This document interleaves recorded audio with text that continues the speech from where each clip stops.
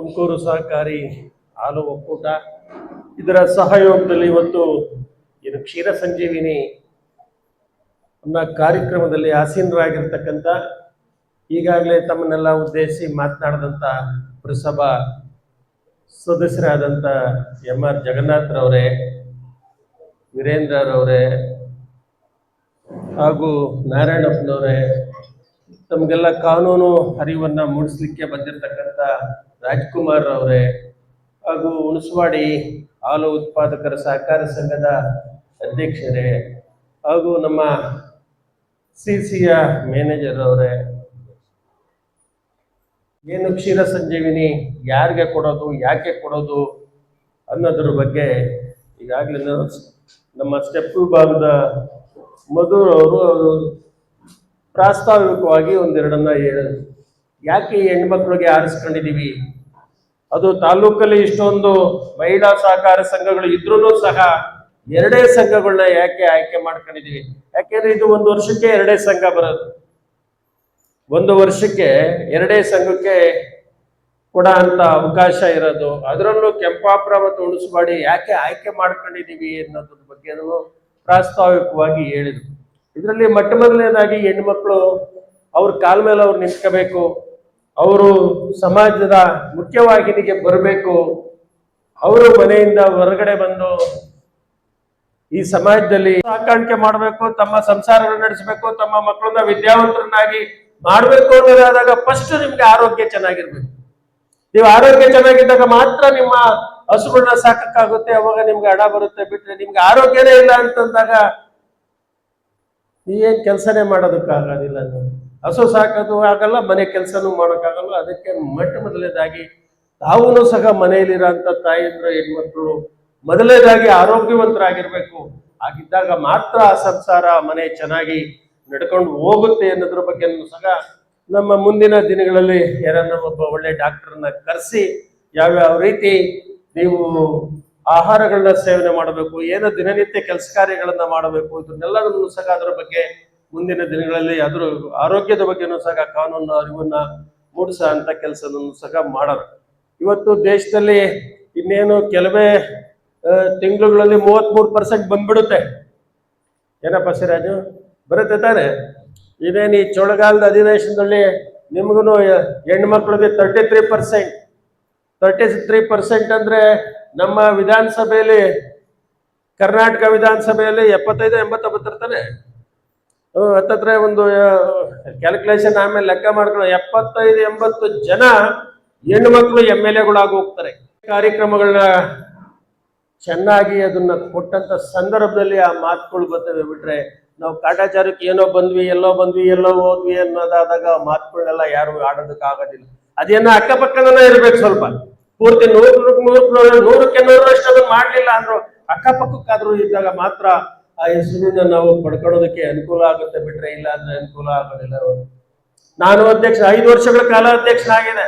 ಆ 5 ವರ್ಷಗಳ ಕಾಲ ಅಧ್ಯಕ್ಷನಾಗಿದ್ದಂತ ಸಂದರ್ಭದಲ್ಲಿ ನಾನು ಯಾವತ್ತು ಅಧ್ಯಕ್ಷ ಆದೆ, ಯಾವತ್ತು ಮಾಜಿ ಆದೆ ಅನ್ನೋ ಪ್ರಶ್ನೆ ಅಲ್ಲ. ಆ 5 ವರ್ಷಗಳ ಅವಧಿಯಲ್ಲಿ ನಾನು ಏನೇನು ಕೆಲಸ ಕಾರ್ಯಗಳನ್ನ ಮಾಡಿದೆ, ಆ ಕೆಲಸ ಕಾರ್ಯಗಳನ್ನ ಮಾತಾಡಬೇಕು ಅನ್ನೋ ಉದ್ದೇಶದಿಂದ ನಾನು 5 ವರ್ಷಗಳ ಕಾಲ ನಾ ಕೆಲಸ ಮಾಡಿ ನೋಡಿ. ಇವತ್ತು ಈ ಬಿಲ್ಡಿಂಗ್ ಇವತ್ತು ಎಷ್ಟು ಸುಸಜ್ಜಿತವಾಗಿ ಎಲ್ಲರೂ ಬಂದವ್ರು ಕೂತಿದ್ದೀರಾ.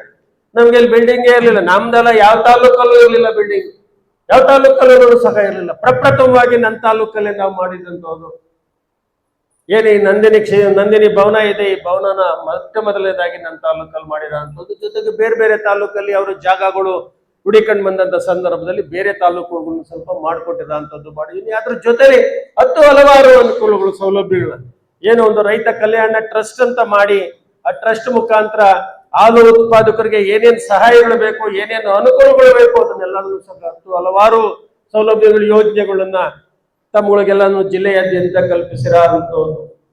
ಹಿಂದೆ ಎಲ್ಲ ಇಂಥ ಸಭೆಗಳನ್ನ ನಾನು ಹೋದ್ರೆ ಕೇಳ್ತಾ ಇದ್ರು, ಏನ್ ಸ್ವಾಮಿ ನಾವ್ ಹಾಲು ಹಾಕೋದು, ನೀವು ದುಡ್ಡು ಕೊಡೋದು, ಇಷ್ಟೇನ ನಮಗೂ ನಿಮ್ಗೂ ಸಂಬಂಧ ಅಂತಂದು. ನೀವು ನಮ್ಗೆ ಹಾಲು ಹಾಕೋದು, ನಾವು ನಿಮಗೆ ದುಡ್ಡು ಕೊಡೋದು, ಇಷ್ಟೇನ ನಮಗೂ ನಿಮ್ಗೂ ಸಂಬಂಧ ಅಂತ. ಬೇರೆ ಏನನ್ನ ಮಾಡಿ ಅಂತಂದೇಳು, ನಮ್ಮ ಸಂಘಕ್ಕೆ ಏನಾನ ಅನುಕೂಲ ಮಾಡಿ, ನಮ್ಗೆ ಏನಾನ ಅನುಕೂಲ ಮಾಡಿ, ಸಹಾಯ ಮಾಡಿ ಅಂತ ಕೇಳೋರು ಬೇರೆ ಬೇರೆ ತಾಲೂಕುಗಳಿಗೆ ಹೋದಂತ ಸಂದರ್ಭಗಳಲ್ಲೆಲ್ಲ. ಅದರಿಂದ ನಾವು ಏನಾದ್ರೂ ಸಹ ಇದರಲ್ಲಿ ಕೂತ ಮೇಲೆ ನಾವು ಯಾವತ್ತು ಅಧ್ಯಕ್ಷ ಪರ್ಮನೆಂಟ್ ಅಧ್ಯಕ್ಷ, ಇವಾಗ ಮಾಜಿ ಅಧ್ಯಕ್ಷ ಅಂತ ಪರ್ಮನೆಂಟ್ ಯಾರು ತೆಗಿಯಕ್ಕಾಗೋದಿಲ್ಲ. ಅದು ಅಧ್ಯಕ್ಷ ಒಂದ್ ಸಾರಿ ಆಗಿ ಮಾಜಿ ಆದ್ಮೇಲೆ ಪರ್ಮನೆಂಟ್ ಆಗಿ ಶಾಶ್ವತವಾಗಿರತ್ತಾನೆ. ಅದನ್ನು ಇನ್ನೇನು ತೆಗಿಯಕ್ಕಾಗಲ್ಲ. ನಾನು ಇರೋವರೆಗೂ ಮಾಜಿ ಅಧ್ಯಕ್ಷ ಅಂತಾನೆ ಇರುತ್ತೆ. ಆದ್ರೆ ಆ ಮಾಜಿ ಅಧ್ಯಕ್ಷ ಅನಿಸ್ಕೊಳ್ಳೋದಕ್ಕಿಂತ ಮುಂಚೆ ನಾವು ಮಾಡಿದಂತ ಕೆಲಸಗಳು ಇವತ್ತು ತಾಲೂಕಿನಾದ್ಯಂತ ಜಿಲ್ಲೆಯಾದ್ಯಂತ ಇರಬೇಕು.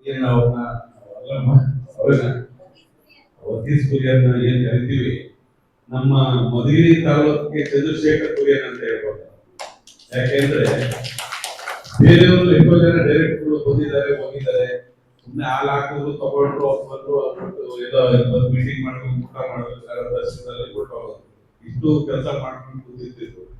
ಇವತ್ತು ಇಲ್ಲ, ನಮ್ಮ ರೈತರಿಗೆ ಅನುಕೂಲ ಆಗಿ ಯಾವ್ಯಾವ ಸವಲತ್ತುಗಳು ನಮ್ಮ ಹೆಣ್ಮಕ್ಳಿಗಾಗ್ಬೋದು, ಪುರುಷ ಸಂಘಕ್ಕಾಗ್ಬೋದು, ಮಹಿಳಾ ಸಂಘಕ್ಕಾಗ್ಬೋದು, ಸವಲತ್ತುಗಳನ್ನ ತಲುಪಿಸೋದಕ್ಕೆ ಯಾವ್ಯಾವ ಮಾರ್ಗಗಳಿದ್ದಾವೆ ಅದನ್ನೆಲ್ಲ ಹುಡುಕಿ ತುಮಕೂರಲ್ಲಿ ಮಾತಾಡಿ, ಮೀಟಿಂಗ್ ಅಲ್ಲಿ ಮಾತಾಡಿ ಅವ್ರ ಸವಲತ್ತನ್ನ ಒದಗಿಸ್ಬೇಕು ಅಂತ ನಾವು ಹಗಲು ರಾತ್ರಿ ನಮ್ಮ ರೈತರ ಪರವಾಗಿ, ಅದು ಹಾಲು ಉತ್ಪಾದಕರ ಸಹಕಾರ ಸಂಘದ ಪರವಾಗಿ ಅವರು ಮುಂಚೂಣಿಯಲ್ಲಿ ನಿಂತು ಕೆಲಸ ಮಾಡುವಂತ ವ್ಯಕ್ತಿತ್ವ ನಮ್ಮ ತಾಲೂಕಿನಲ್ಲಿ ಚಂದ್ರಶೇಖರ್ ಗೌಡ್ರ ಯಾರಿಲ್ಲ. ನಿಜ ನಾನು ಹೇಳ್ತಿರೋದು. ಯಾಕೆಂದ್ರೆ ಯಾರೋ ಬರ್ತಾರೆ, ನಾವು ಅಷ್ಟೇ ಎಲ್ಲೋ ಹೋಗ್ತೀವಿ ಬರ್ತೀವಿ, ಬಂದವ್ರಿಗೆ ಚೆಕ್ ಕೊಟ್ಟು ಕೆಲಸ ಆಯ್ತು ಏನಾಗ್ಬೇಕು. ನಮ್ಗೆ ಹಿಂದಿನ ಕಾಲದಲ್ಲಿ ನೋಡಿದ್ರಲ್ಲ, ಆ ಹೆಣ್ಮಕ್ಳು ಯಾರು ಹಾಕಕ್ ಹೋಗ್ತಿಲ್ಲ, ಗಂಡಸರು ಯಾರೋ ತಗೊಂಡು, ನೀವೆಲ್ಲ ಹಸು ಬೆಳಗ್ಗೆ ಸಾಯಂಕಾಲ ತನಕ ಸಾಕ್ತಿದ್ರಿ, ಹಾಲು ಗಂಡಸ್ ಕೈಕೊಂಡು ಅವ್ನು ಹಾಕೋಲ್ಲ, ಹಾಕಿಕೊಟ್ಟು ಗಿಡಿ ಸೇರ್ಕೊಂಡು ಕೂತ್ಕೊಂಡು ಬಡಬಡಿ ಕಾಡಿಸ್ತಿದ್ರೆ ಆಮೇಲೆ ಕೊಡಲಿ ಸಾಲ ಬಡಬಡಿ ಬಂದ ಕೊಡ್ತಿದ್ ಪಕ್ಕದ ಸಾಲ ಹೇಳ್ಬಿಟ್ಟು ಕುಂದಿಸ್ಕೊಂತಿದ್ರು. ಇವತ್ತು ನಿಮ್ಗೆಲ್ಲ ನಿಮ್ದೇ ಒಂದು ಸಹಕಾರ ಸಂಘಗಳನ್ನ ಮಾಡಿ ನಿಮ್ ಕೈಗೆ ಹಣ ಬರಂತ ಮಾಡಿದ್ದಾರೆ. ನಿಮ್ ಕೈಗೆ ಬರ್ಬೇಕಾದ್ರೆ ಬಡವಡಿಯನ್ನ ಯಾರು ಹಾಕೊಂಡು ಹೋಗಲ್ಲ. ಈ ರೀತಿ ವಿವಿಧ ಸವಲತ್ತುಗಳನ್ನ ನಮ್ಮ ತುಮಕೂರು ಹಾಲು ಉತ್ಪಾದಕರ ಸಹಕಾರ ಸಂಘ ನಿಮ್ಗೆಲ್ಲರೂ ಕೊಟ್ಟಿದೆ. ಮುಂದೆನೂ ಸಹ ಚಂದ್ರಣ್ಣವ್ರಿಗೆ ಒಳ್ಳೆ ಅಧಿಕಾರವನ್ನು ಸಿಗ್ಲಿ ಅಂತ ನಾನು ಬಯಸ್ತಾ ಇದ್ದೇನೆ. ಯಾಕಂದ್ರೆ ಸಣ್ಣದ್ರಲ್ಲಿ ಒಂದ್ ಯಾವ್ದೋ ಒಂದು ಕೂತಿದ್ದಾರೆ, ದೊಡ್ಡದಾಗಿ ಒಂದು ಜಾಗದಲ್ಲಿ ಕೂತ್ಕೊಂಡಾಗ ಅವ್ರು ಇನ್ನ ಹೆಚ್ಚಿನಲ್ಲಿ, ಯಾಕಂದ್ರೆ ನಿಮಗೆ ಮಾತ್ರ ಒಂದು ಸವಲತ್ತು ಕೊಡೋ ಶಕ್ತಿ ಇದೆ. ಇವತ್ತು ಇನ್ನ ಹೆಚ್ಚಿನದಾಗ ಅಧಿಕಾರ ಅಂತ ಕೊಟ್ಟಾಗ ಅವ್ರು ಇನ್ನ ಹೆಚ್ಚಿನ ಬಲ ಬಂದಾಗ ಇಡೀ ತಾಲೂಕಿನ ಜನತೆಗೆ ಒಳ್ಳೇದು ಮಾಡ್ಬೇಕು ಅಂತ ಒಂದು ದೃಢ ನಿಲುವನ್ನ ತಗೊಂಡು ಅವ್ರು ಮಾಡೋಂತ ಶಕ್ತಿ ಇಟ್ಕೊಳಿಕೆ ಇವೆಲ್ಲರೂ ಸೇರಿ ಅವ್ರಿಗೆ ಚಂದ್ರಣ್ಣವ್ರಿಗೆ ಅಲ್ಲಿ ಡೈರಿನಲ್ಲಿ ಇರ್ಲಿ, ನೀವು ಮುಂದಕ್ಕೆ ಹೋಗ್ಬೇಕು ಅನ್ನೋದಿದ್ರು ಸಹ ಡೈರಿನ ಯಾವತ್ತೂ ಬಿಡಬೇಡಿ. ಯಾಕಂದ್ರೆ ನಿಮ್ಮನ್ನ ಸಾಕಿ ಸೆಲ್ವಿ ನಿಮ್ಮೊಂದು ಅಧಿಕಾರ ತರ್ಕೊಟ್ಟಿರೋದು ಒಂದು ಡೈರಿ. ಇದೇ ಸಹಕಾರ ಸಂಘದಲ್ಲಿ ಇದ್ದು ಮುಂದಿನ ಅಧಿಕಾರವನ್ನು ಉಪಯೋಗಿಸಿ ಅಂತ ಹೇಳಿ ನನ್ನ ಮಾತು ಮುಂದುವರಿಸಿದ್ದೀನಿ. ಜೈ ಜಯಕರ್. ಮಹಿಳಾ ಸಬಲೀಕರಣ ಅಂತ ಹೇಳಿದ್ರೆ ತಪ್ಪಾಗಲಾರ್ದು.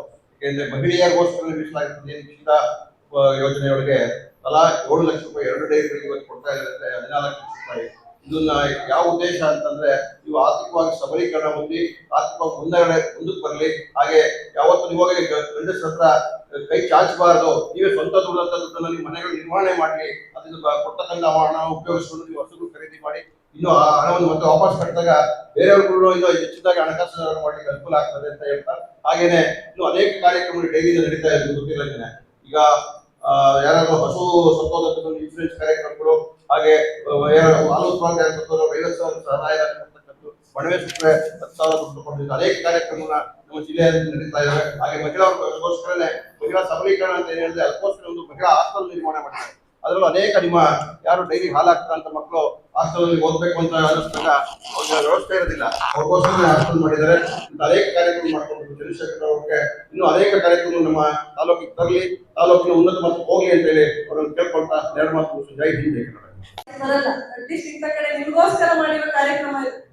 ಹಾಗಾಗಿ ನಿಮ್ ವಾಯ್ಸು ಜೋರಾಗಿರ್ಬೇಕು. ಈ ಒಂದು ಕ್ಷೀರ ಸಂಜೀವಿನಿ ಯೋಜನೆಗೆ ನಾವು ಈ ದಿನ ಚೆಕ್ ವಿತರಣಾ ಸಮಾರಂಭ ಮತ್ತು ಕಾನೂನು ಅರಿವು ಕಾರ್ಯಕ್ರಮವನ್ನ ಹಮ್ಮಿಕೊಂಡಿದ್ವಿ.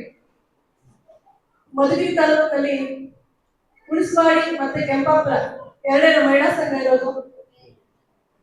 ಇಲ್ಲಿ ಸೆಕ್ರೆಟರಿ ಇದಾರಲ್ಲ, ಕಾರ್ಯಕ್ರಮ ನಿಮ್ಮ 2 ಇರೋದು ಸಂಘ. ಎಷ್ಟೊಂದು ಮಹಿಳಾ ಸಂಘಗಳಿದ್ರು, ನಿಮ್ಮೂರಿಗೆ ಯಾಕೆ ಸೆಲೆಕ್ಟ್ ಮಾಡ್ಕೊಟ್ರು? ನಿಮ್ ಡೈರಿಗಳು ಇನ್ನು ಇಂಪ್ರೂವ್ ಆಗಿ ಚೆನ್ನಾಗಿ ಅಭಿವೃದ್ಧಿ ಹೊಂದಿ ಅನ್ನೋ ಉದ್ದೇಶದಿಂದ ಅಷ್ಟು ಮಹಿಳಾ ಸಂಘ ಇದ್ರು ನಿಮ್ಮ ಮಹಿಳಾ ಸಂಘಗಳ ಮೇಲೆ ಒಂದು ಅಭಿಮಾನ ಇಟ್ಟು 7 ಲಕ್ಷ ಮೊತ್ತದ ಚೆಕ್ಗಳನ್ನ ನಿಮ್ಮ ಊರಿಗೆ ಕೊಡ್ತಾ ಇದ್ದಾರೆ. ನಮ್ಮ ಶ್ರೀಯುತ ತುಮಕೂರು ನಿರ್ದೇಶಕರಾದಂತಹ ಶ್ರೀಯುತ ಪಡ್ವಾಡಿ ಸರ್ ಅವರು